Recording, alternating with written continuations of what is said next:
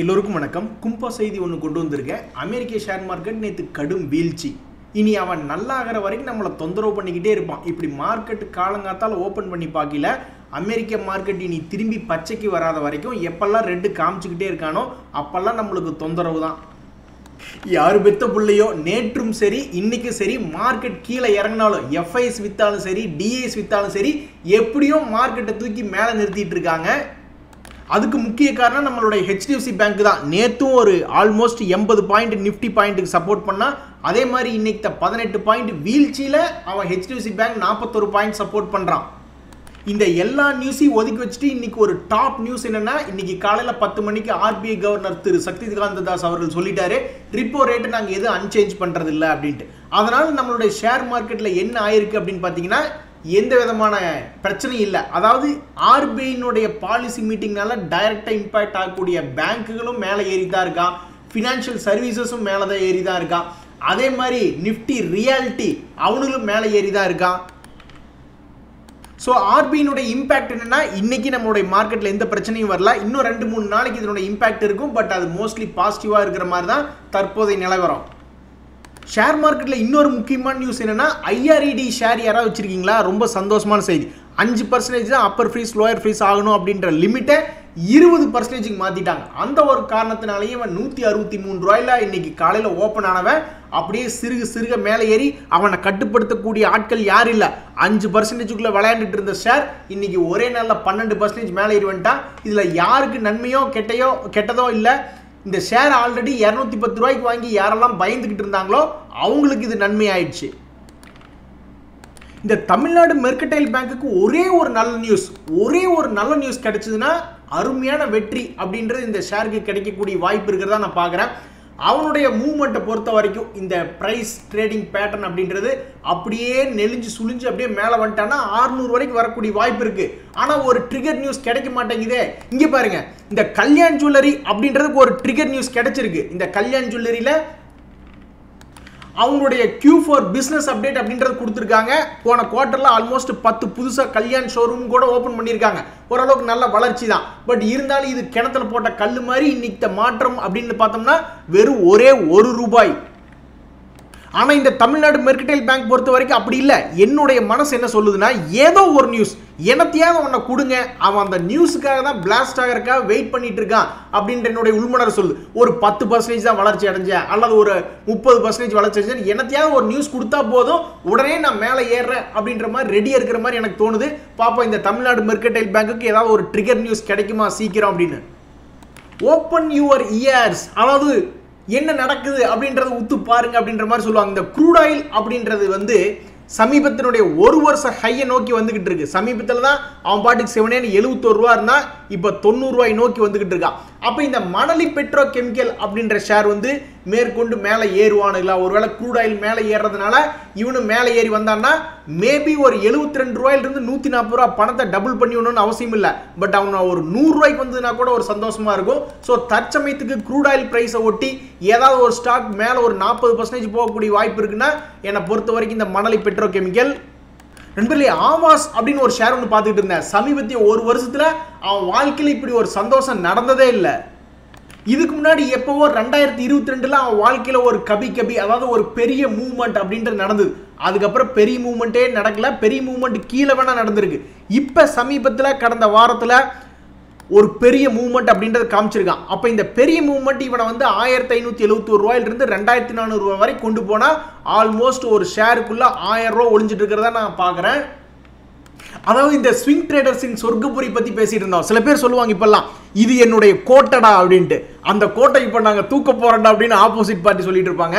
அது மாதிரி தான் ஷேர் மார்க்கெட்டில் ஸ்விங் ட்ரேடர்களின் சொர்க்கபுரியா இந்த ஏத்தர் இண்டஸ்ட்ரீஸ் இருக்கு.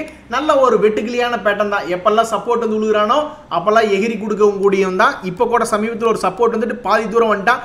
இன்னும் மீதி தூரம் மேலே வந்தான்னா 1000 ரூபா வரைக்கும் வந்தான்னா ஒரு சந்தோஷம் அப்படின்றது வரும். நண்பர்களே, சமீபத்திய நியூஸ்களை அனலைஸ் பண்ணி பார்த்தீங்களா? இப்போ ஹீரோ மோட்டார் ஷேர் அப்படின்றத நம்ம பார்த்துட்டு இருக்கோம். அதில் எந்தெந்த ஷேர் எந்தெந்த கம்பெனிகளுக்கெல்லாம் ரொம்ப கம்மியான டாக்ஸ் நோட்டீஸ் வருதோ அவனுங்கெல்லாம் மேலே ஏறுறது கவனிச்சிங்களா? இப்போ இந்த ஹீரோ மோட்டோ அப்படின்ற ஷேர் வந்து மார்க்கெட் இறங்கியிருந்த சமயத்தில் இவன் மேலே தான் இருந்தால் ஆல்மோஸ்ட் 0.6% இன்னைக்கு அப்பில் இருக்கான்.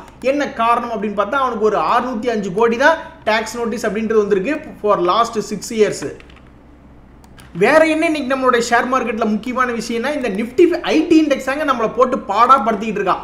அன்றே நம்ம யோசிச்சு பார்த்தோம், ஒருவேளை ஹெச்டிஎஃப்சி பேங்க் இந்த பக்கம் மார்க்கெட்டை மேலே இழுத்து பார்க்கல இந்த ஐடி எல்லாம் கீழே இழுத்து விட்டு மார்க்கெட்டை அப்படியே ஃபிளாட்டா நிறுத்துவாங்களான்னு. இன்னைக்கு அந்த காரியத்தை தான் பண்ணிட்டு இருக்கான். ஐடி இண்டெக்ஸ் வந்து கொஞ்சம் கீழே இறங்கிட்டு இருக்கான். இந்த சமயத்தில் வந்து சாதிக்கு பிறந்தவன்டா இந்த வெற்றிவேல் அப்படின்ற மாதிரி ஹெச்டிஎஃப்சி பேங்க் அழகாக நம்மளுடைய நிஃப்டி 50 இண்டெக்ஸை மேலே ஏற்றி கொண்டு வந்துட்டு இருக்கு. அவனு குரூப் தான் இந்த ஐசிசி பேங்க்கு, ஆக்சிஸ் பேங்க் எல்லாம். ஆனால் அவனுங்கெல்லாம் வந்து உன்னை சோதிக்க பிறந்தவன்டா இந்த வஜ்ரவேல் அப்படின்ற மாதிரி ஹெச்டிஎஃப்சி பேங்க் மேலே மார்க்கெட்டை இழுத்துட்டு போகையில் ஐடிகளோட சேர்ந்து இந்த bank ICC bank, axis bank அவனு 2 பேரும் சேர்ந்து மார்க்கெட்டை பிடிச்சி கீழே இழுத்துட்டு இருக்காங்க. அதனால தான் மார்க்கெட் ஃப்ளாட்டாக இருக்குது.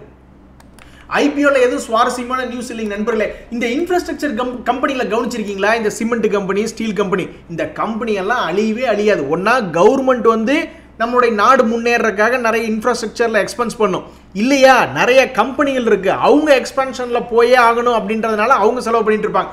யார் இல்லையா? ரீட்டைல் பீப்புள் இன்ஃப்ராஸ்ட்ரக்சர் அவங்க வீடு கட்டணும். ஒவ்வொருத்தரும் இப்போ 4-5 வீடு வச்சுக்கிறாங்க. அந்த மாதிரி ஏகப்பட்ட வீடுகள் பண்ணணும்னு அவங்களும் தனியாக ரீட்டைல் பீப்புளும் இன்ஃப்ராஸ்ட்ரக்சர் கம்பெனிகளுக்கு பிஸ்னஸ் கொடுக்குறாங்க. ஆக மொத்தம் இந்த ஓரியன்ட் சிமெண்ட் அப்படின்னு ஒரு ஷேர் ஒன்று பார்த்துக்கிட்டு இருந்தேன். தற்சமயத்துக்கு சார்ட் பேட்டர்ன் அப்படின்னு பார்க்கும்பொழுது ஓரளவுக்கு நல்லா தான் இருக்கான். 217 200 ரூபா ரேஞ்சில் சப்போர்ட் எடுத்து மேல் நோக்கி போகிற மாதிரி காமிச்சிக்கிட்டு இருக்கான். ஒருவேளை இது அப்படியே கண்டினியூ ஆகும் பட்சத்தில் இதெல்லாம் ஒரு 300 ரூபா லாங் டைமில் வரணும் அப்படின்றது என்னுடைய கணிப்பு.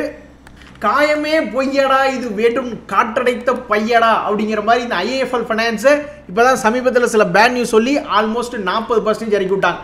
அதுக்கப்புறம் பார்த்தா இன்னைக்கு 7% ஏறி இருக்கான். என்னத்துக்கு என்னன்னு தெரியல.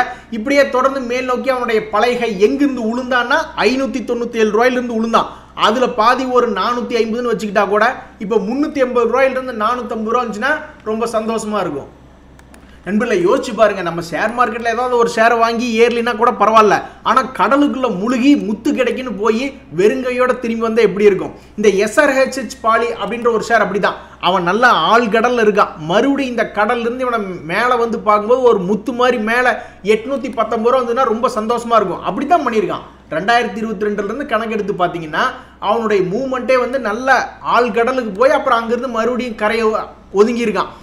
மறுபடியும் இந்த ஷேர் ஒரு 800 ரூபா வந்துச்சுன்னா உண்மையிலேயே ரொம்ப சந்தோஷமா இருக்கும். இந்த பேட்டர்னுக்கு ஒரு மரியாதை கிடைக்கும்.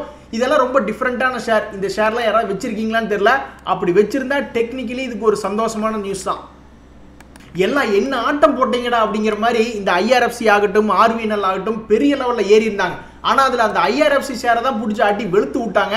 அவன்லாம் ஆல்மோஸ்ட் 192 ரூபா வரைக்கும் போயிட்டு மறுபடியும் கீழே 130 ரூபா வரைக்கும் போயிட்டு இப்போ 146 ரூபாய்னு வந்து ட்ரேட் ஆகிட்டு இருக்கான்.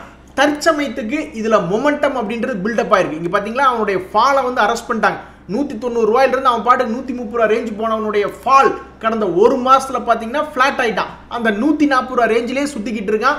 மேபி மறுபடியும் யாராவது இன்ட்ரெஸ்ட் காமிக்கிறாங்க அப்படின்னா இந்த ஒரு மாதத்தினுடைய ஹையை ரேஞ்சை தாண்டும் பொழுது மேபி பழையபடி மேலே வந்துச்சுன்னா சந்தோஷமாக தான் இருக்கும்.